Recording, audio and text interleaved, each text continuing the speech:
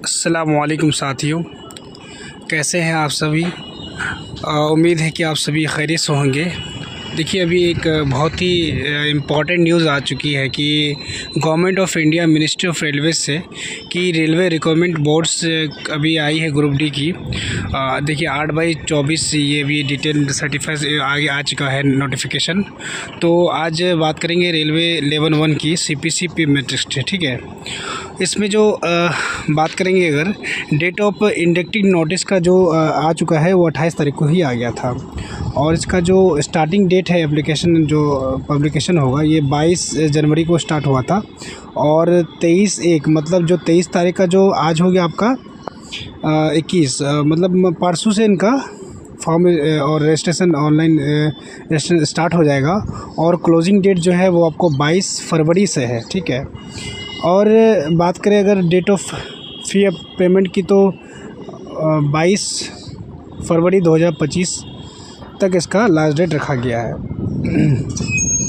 उसके बाद देखिए डेट ऑफ मॉडिफिकेशन अगर करेक्शन की बात की जाए तो 25 फरवरी से लेकर 6 मार्च तक इसका करेक्शन का रखा गया है। अगर आप कोई भी फ़ोटो वगैरह में कुछ गलती होती है या कुछ मिस्टेक हो गया तो उसमें उससे ही हो जाता है। देखिए, ये ज़्यादा नहीं है, 32,438 पर जो जैसा कि यूट्यूब में दिखाया जा रहा था कि इसमें 1 लाख पोस्ट आएगा या उससे ज़्यादा आएगा, तो ऐसा कुछ नहीं है। वो 32,438 ही रह गया है, और इसमें ITI और नॉन ITI दोनों को वरीयता दिया गया है। पहले तो बात चल रहा था कि ITI को ही वरीयता दिया जाए, लेकिन ऐसा कुछ नहीं है। वो सिर्फ मैट्रिक और 10th और मैट्रिक दोनों को इसमें मौका दिया गया है। और बात करें अगर ये पूरा मैं आपका टेलीग्राम चैनल में डाल दूंगा, आप वहाँ से डाउनलोड कर लीजिएगा। यूट्यूब में उसका डिस्क्रिप्शन में मैं उसको डाल दूंगा, ठीक है। सारा चीज़ है, PAT होगा, कॉल लेटर आएगा, सब चीज़ होगा, ठीक है। तो सबसे पहले इसमें आपको CBT एग्ज़ाम होगा, उसके बाद आपको एग्ज़ाम कंडक्ट कराया जाएगा, फिर उसके बाद आपको कॉल लेटर आएगा, और कॉल लेटर आने के बाद आपको शॉर्ट लिस्ट करके बुला लिया जाएगा, DV के लिए बुलाया जाएगा। तो ये सारा कैटेगरिया है। उसके बाद बात करेंगे आगे, तो सारा एजेटिव सेम है। और उसके बाद देखिए पोस्टिंग आपकी जो होगी आप सही से भरना, उसके लिए जब ऑनलाइन शुरू होगा तो मैं एक वीडियो डाल दूंगा आपको ये, ठीक है। उसके बाद देखिए वैकेंसी ज़्यादा नहीं है इस बार, लेकिन पूरे मिला के जनरल ST SC OBC सबका सेम ही है, ठीक है। और बाकी अप्रेंटिस वालों के लिए देखिए ये मेडिकल स्टैंडर्ड वे में दिखाया गया है कि आपको जैसे A2 है तो आपको 6/9 जो आइज़ का विज़न होता है वो 6/9 विदाउट ग्लास होना चाहिए, ठीक है। नो फॉगिंग टेस्ट होगा। तो ये चीज़ जो है अगर आप इसके लिए एलिजिबल है, मान लीजिए आप A3 में आते हैं तो physically fit in all respected, ठीक है। तो आपको इसमें भी सेम, अगर इसमें A3 में आएंगे तो A3 से नीचे वाला आएगा, ठीक है। तो B1 में अगर नहीं आते तो B2 से C1 C2 में आइएगा, ठीक है। तो इस तरह से आपका physically fit in all respect में होता है, ठीक है। तो वही डिस्टेंस रीजन 6/12, ठीक है, C2 में है। ये आपका देखिए सारा प्रोसीजर पढ़ने के बाद फिर आप आगे पढ़ेंगे तो इसमें आप इंडिया के तो सिटीजन होना चाहिए। उसके बाद आपको फॉर्म भरने के लिए क्या क्या कैटेगरी होना चाहिए। उसके बाद आप फिर 18 से 33 साल के लिए होने चाहिए। इसमें लेवल 1 का ही पोस्ट है, और बाकी जैसे LP वगैरह इसमें जैसे आता है ना कि लेवल इतना, तो वो ऐसा नहीं है, ये लेवल 1 ही रहेगा। ग्रुप D है, ठीक है, ग्रुप D का ही वैकेंसी है ये। उसके बाद OBC का जो 3 साल का छूट है, SC ST को 5 साल का छूट है। ये आप अपनी तरफ से देख लेंगे कौन से आप कास्ट में आते हैं। ये हो गया आपका, और 18 से 36 साल रखा गया है। उसके बाद बात करेंगे अगर एजुकेशन क्वालिफ़िकेशन की, तो एजुकेशन क्वालिफ़िकेशन में आपको जो है 10th का आपके पास सर्टिफिकेट होना चाहिए, और आपको सारा चीज़ पढ़ लीजिएगा, मैं आपको ये डाल दूँगा। उसके जो अप्रेंटिस जो किए हैं, अप्रेंटिस वाले के लिए आपको रेलवे से अगर अप्रेंटिस किए हैं तो आपके लिए सर्टिफिकेट होना चाहिए कि आपने रेलवे से अप्रेंटिस किया है, वहाँ से जहाँ से आपने अप्रेंटिस किया रेलवे से उसका सर्टिफिकेट होना चाहिए, ठीक है। तो आपको उसमें फॉर्मेट देना, तभी आपको 20% का रिजर्वेशन मिलेगा।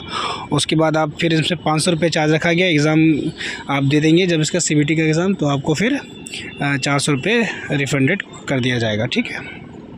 और जो SC/ST के लिए है 250 रुपये रखा गया उसके लिए।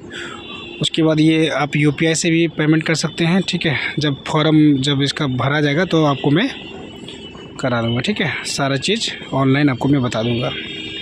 बाकी ये नोटिफिकेशन था जो आपके लिए बहुत इंपॉर्टेंट है, इसको आप पढ़ लीजिएगा एक बार, क्योंकि फॉर्म सब भरने से पहले इसका पढ़ना ज़रूरी है। क्या क्या कैटेगरी रखा गया है वो सारा चीज़ पढ़ना बहुत ज़रूरी है, ठीक है। तो देखिए बहुत दिन से इंतज़ार था इसका, जो कि फाइनली आ गया, लेकिन वैकेंसी बहुत कम है अभी भी।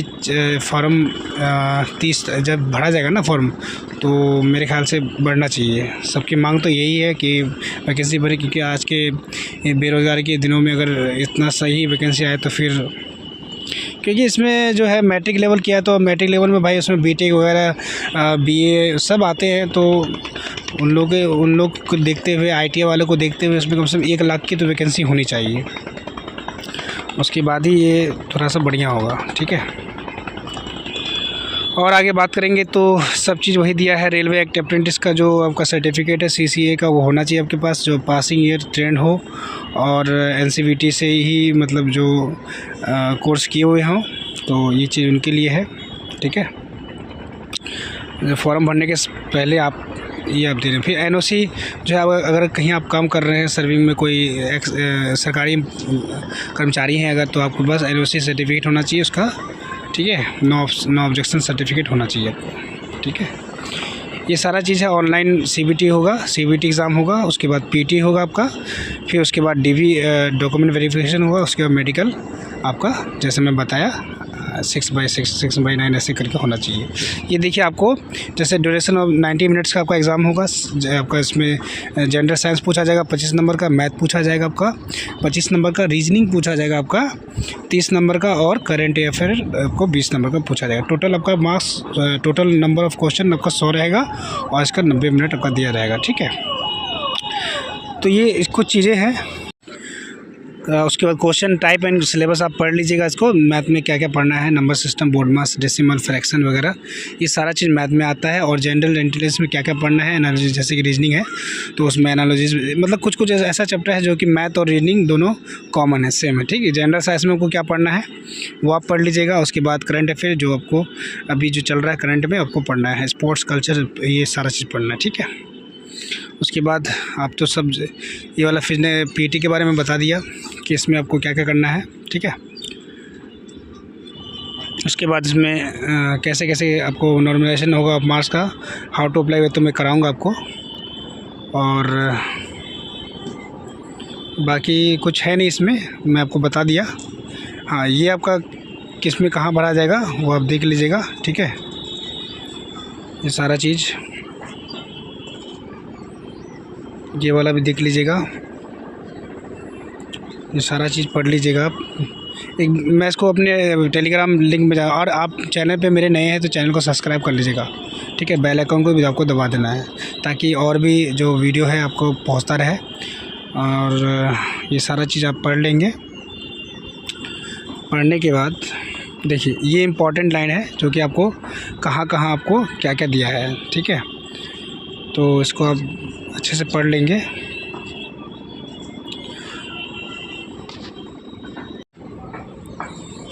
ये सारा चीज़ आप पढ़ लेंगे। उसकी ये देखिए आपका कौन कौन सा नेम पोस्ट आया है, आप अपने तरीके से भर लेंगे, आपको क्या क्या भरना है इसमें। उसके बाद आप देखिए कितना किस में पोस्ट आया हुआ है, ठीक है। OBC में कितना है, EWS में कितना है, और बाकी ये सारा चीज़ आप देख लीजिएगा।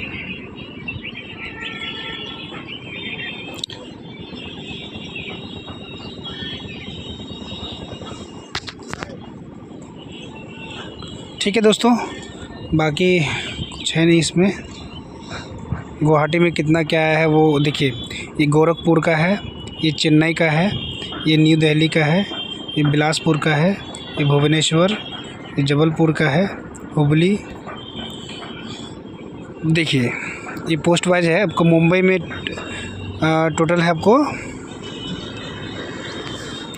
4672 सीट है, ठीक है। और जयपुर में आपको 1433 सीट है। उसके बाद हुबली में 503 सीट है और जबलपुर में 1614 सीट है। ठीक है, आप अपने अकॉर्डिंग बढ़ लीजिए कहाँ आपको सेटिस्फेक्शन होता है, कहाँ बढ़ना चाहते हैं। और भुवनेश्वर जो है आपको इसमें दिया गया है 964 पोस्ट दिया है। ठीक है, ये बिलासपुर का है। बिलासपुर में टोटल है 1337 सीट है। ठीक है, न्यू दिल्ली में आपको 4785 सीट है और चेन्नई में 2694 सीट है और गोरखपुर में 1370 सीट है। गुवाहाटी में 2048 सीट है। उसके कोलकाता में 1817 सीट है। मुंबई में 3244 सीट है। हाजीपुर में 1251 सीट है। प्रयागराज में 2020 सीट है और कोलकाता में 1044 सीट है। सिकंदराबाद में 1642 सीट है। बस इतना ही नंबर ऑफ़ वैकेंसी है। बाकी आपको कैसा लगा मेरा वीडियो एक बार कमेंट सेक्शन में ज़रूर बताएं और लाइक एंड शेयर कर दें ताकि मैं और भी आपके लिए वीडियो बनाता रहूं। ठीक है, मिलता हूं नेक्स्ट वीडियो में, तब तक के लिए शुक्रिया, थैंक यू।